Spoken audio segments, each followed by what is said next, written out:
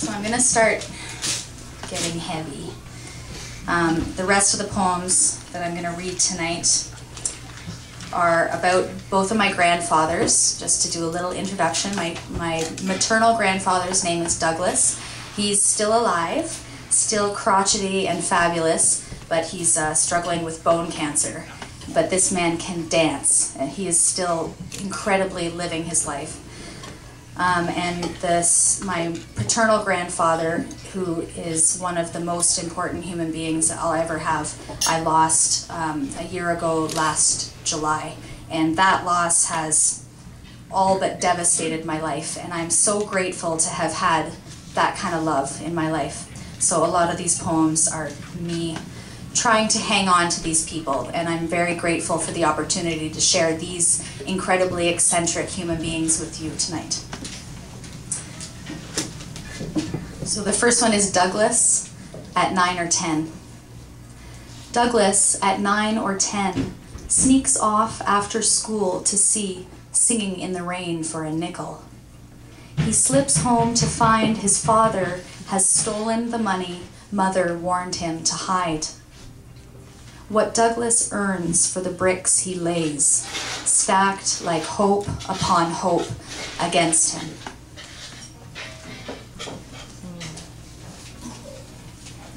And this is one of my favorite poems that I've written. It's called Boxing Day. It's from my first collection. This is also about the same grandfather.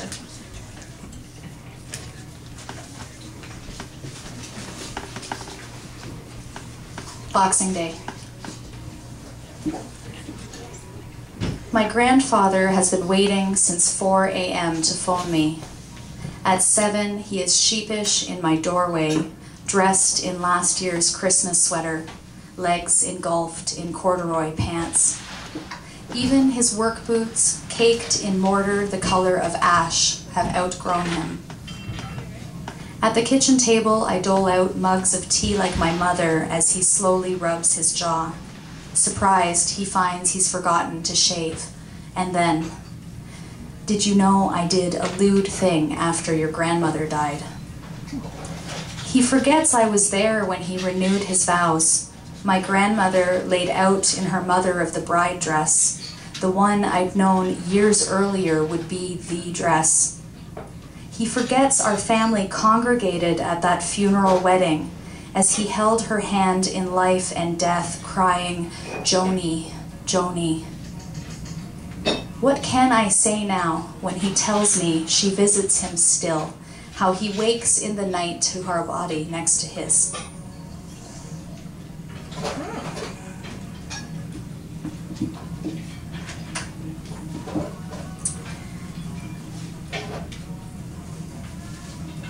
And this is about my grandfather that I lost.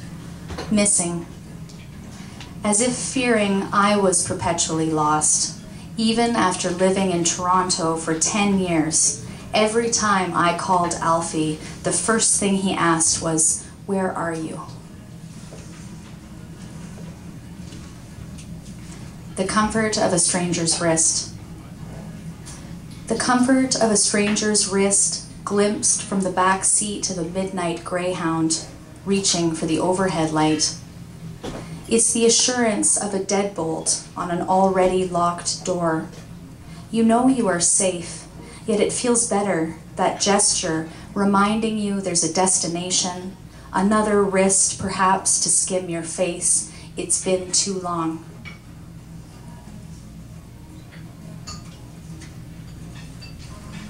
I know how to do this. I have practice. Watch how I arrange my eyes, flat and cool as stones I pulled from Hope Bay as a kid. My hands, self-conscious actresses playing their parts. Smooth the used side of the bed, tuck the photographs away, get on with it.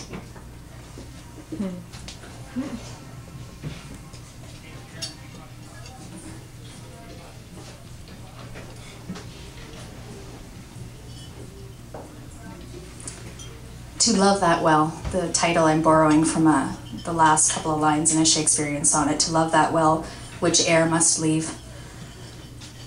The old tomcat is quietly starving himself to death. I watch your own waning body follow him with dish after dish of food, willing him to eat as you smooth a palm over his fur, murmuring, "There, there, big fella." To hold the weight of helplessness in your dry hands, a duty you lay down as softly as these untouched offerings. I got 2 more. We're doing okay on time? Yeah. Awesome.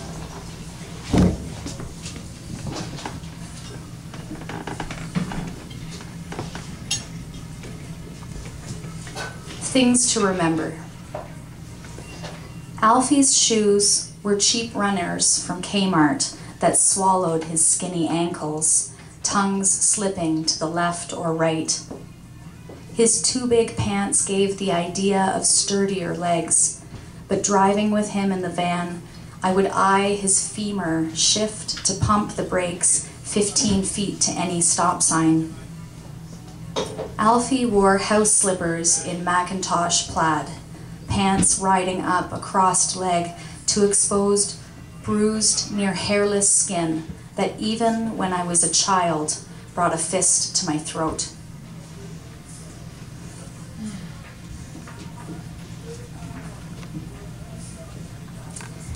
Pallbearing. My dad's huge fingers couldn't fit between the casket's rails. We carried his father on fingertips, plain pine, yellow as a bone unearthed. Weeks later, I sit on the orange Chesterfield hemming curtains, crying quietly not to bother my grandmother, though she's weeping, awake. Nothing to do but watch Gilda on VHS, let the cat out, organize coupons, find a grocery list written on the cardboard oval torn from a tissue box. We found 32 boxes of Kleenex in Alfie's closet, $600 and a handful of worn family photographs in his pants pockets. Alfie loved to haggle over the discrepancy between flyer specials and in-store prices. A new manager told him, after 20 years customer loyalty, inside jokes with the stock boys and aging cashiers, shop elsewhere, old man. When Alfie told this story, he said, "I just don't want to be alive anymore." Grief isn't all salt and emptiness, there's blood. The desire to punch in faces of strangers, sudden strangling anger you know you're misdirecting, but it's action at last, not this snowing under. Your arm lunges out, holds hard its own weight, not grasping. Thanks very much.